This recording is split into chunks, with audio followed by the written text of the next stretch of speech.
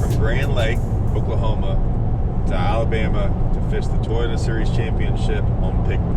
I decided to kind of do this video. I had a question, and I believe it was over our Bass Area Therapy we did live in Oklahoma with Holman and Andrew.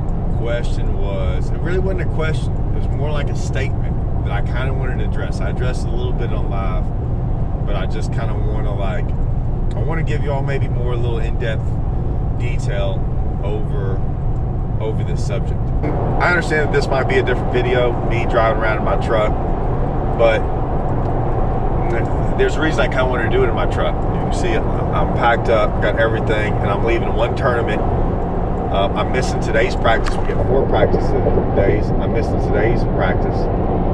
And so there's a lot to all that, right? And what it doesn't show you is that, like, you don't always get, like, there's going to be a ton of guys practicing more for this event than me, which is fine. What I'm saying is that, like, on the outside looking in, a lot of times you don't see all this. You don't see the travel. You don't see missing a day of practice here, having issues with boats, having, you know, your tire and rim mess up and you miss a day of practice because of that, and you're trying to put, you wished it was just about fishing skills, and most of the time it is, but a lot of times things happen that are out of your control. And so what I'm speaking on is this statement that goes, it was why I didn't fish Pickwick and went back home and fished Terminal Rayburn. The comment was, quit worrying about money and chase your dreams.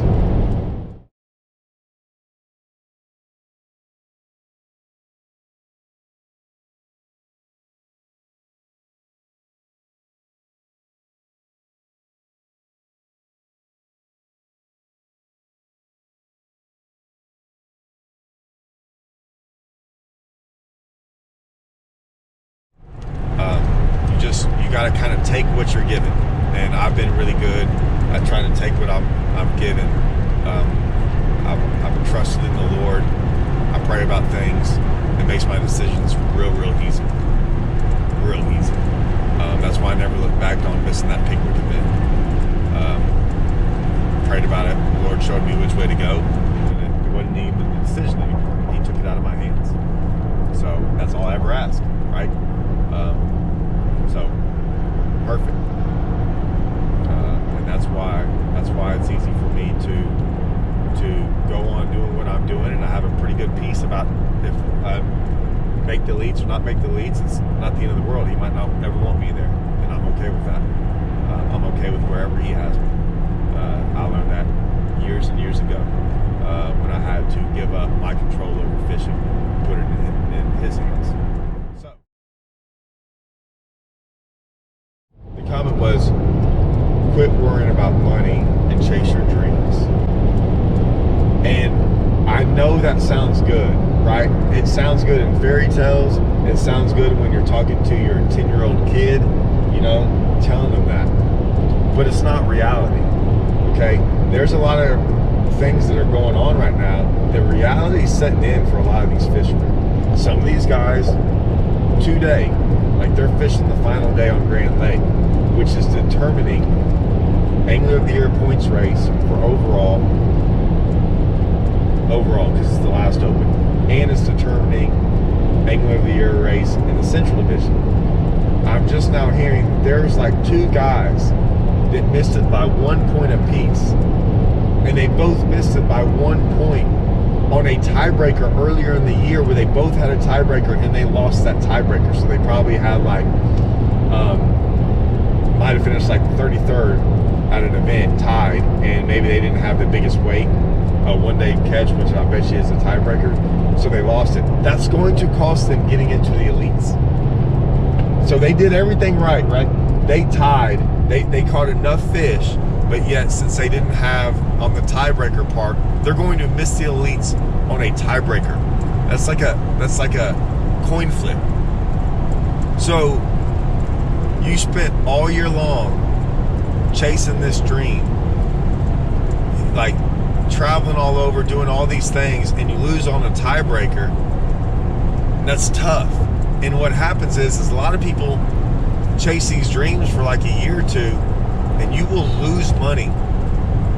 You will lose money just following your dream of fishing the opens.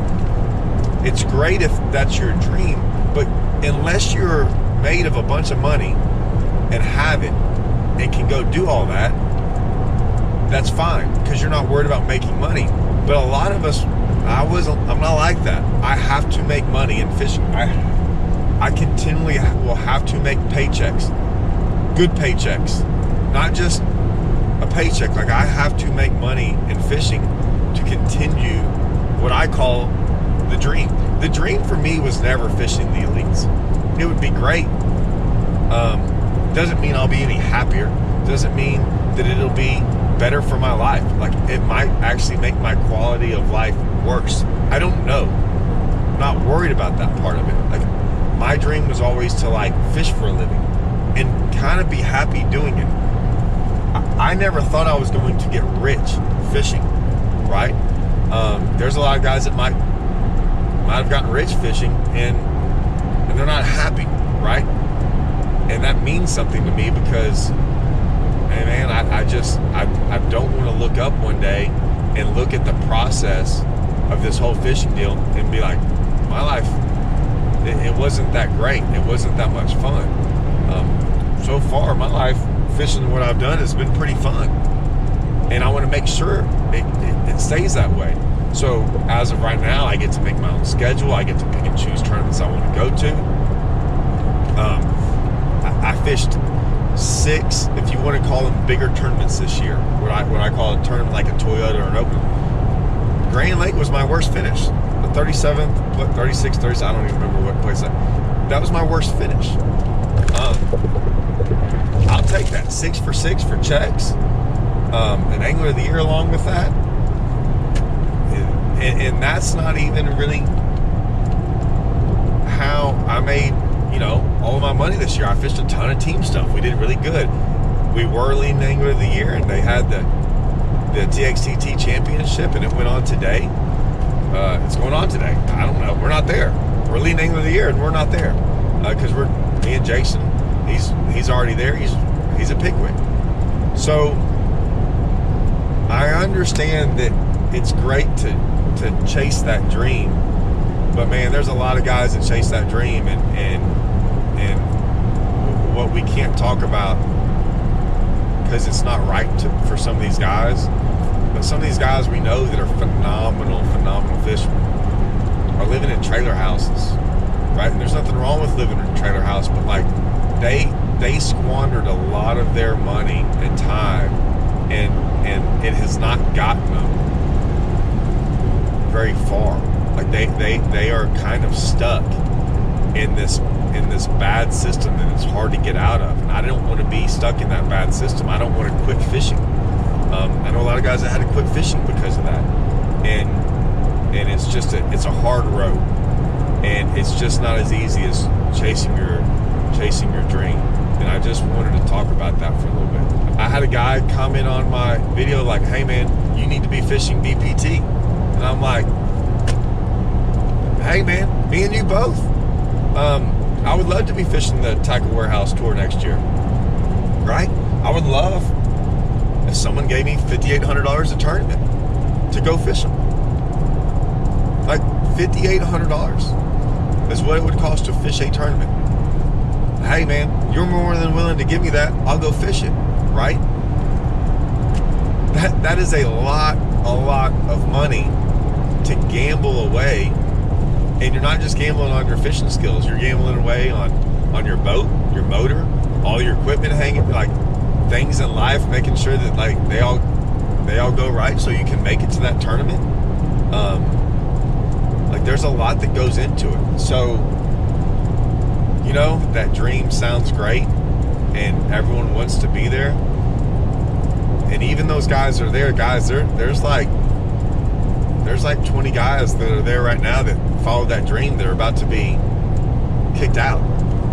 Like their dream, they made it. They're about to be kicked out of the league probably this year because they're making room for more. So I mean, you know, those guys it's going to be tough on. I guarantee you, it's not going to be easy on those guys that are having to leave. So you just got to play it smart. And a lot of this video is like, you know, me and Andrew and Hallman, we've been setting ourselves up for different things, to where we're not just going to put it all on the line for the elites, in the sense of it's just not all about fishing. We're trying to do different things and build different pathways and things like and platforms and things like that to make sure that we still have longevity in this sport, whether we fish the elites or not, because that world is changing, and it's changing. That professional fishing world is changing, and we see it, and we're trying to adapt with it. And there's a lot of guys that aren't adapting, and I don't know what's going to happen to them. Like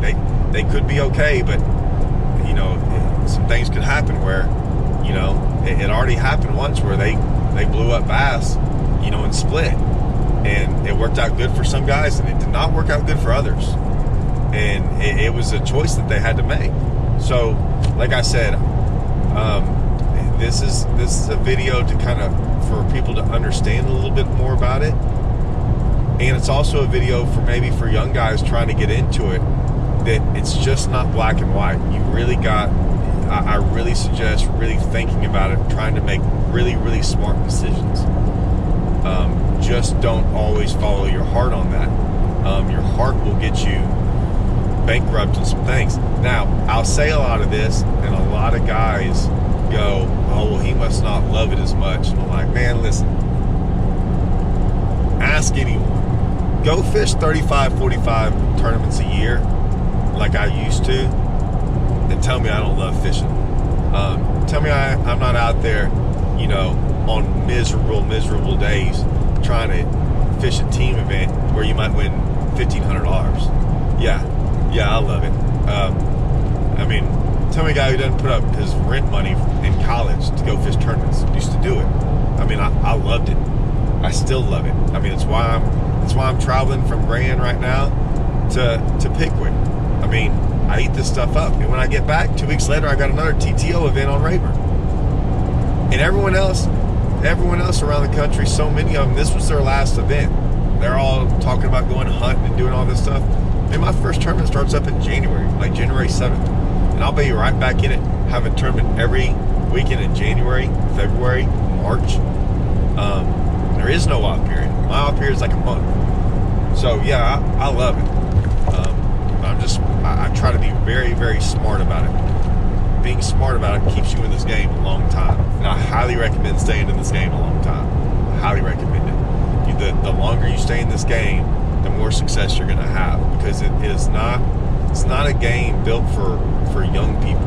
And what I mean by that is you take your lumps when you're young. Like, you got to take your lumps, and they're hard, and hopefully you can stay long enough to where as you keep getting older, there's a time in there. Now granted, there's gonna be a time when I get too old for this, right?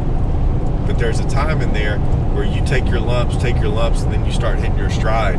And man, when that stuff starts happening, you want to make sure you're ready to capitalize on that, right? I don't want you getting in there young. You know, for a guy, like I said, this is for guys that are really having to work at it and struggle at the expenses and the cost of everything.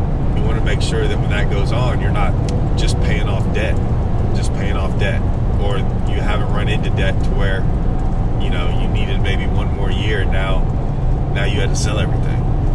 So just be smart, guys. Like, talk to some people that have been doing it a long time, that worked at it and did it the right way. Just wanted to make that video for y'all. I hope it helps. I hope you can find a little bit of something in there, you know. And if you ever got questions, like, comment, ask me, for some advice. Hopefully I can give you some good advice. That's all I'm trying to do. I'm trying to give y'all, we all do, me, Andrew, Hallman, we try to be as real as possible with y'all. We try to show y'all what it's really like. We're very honest with all of our stuff. Sometimes probably too honest.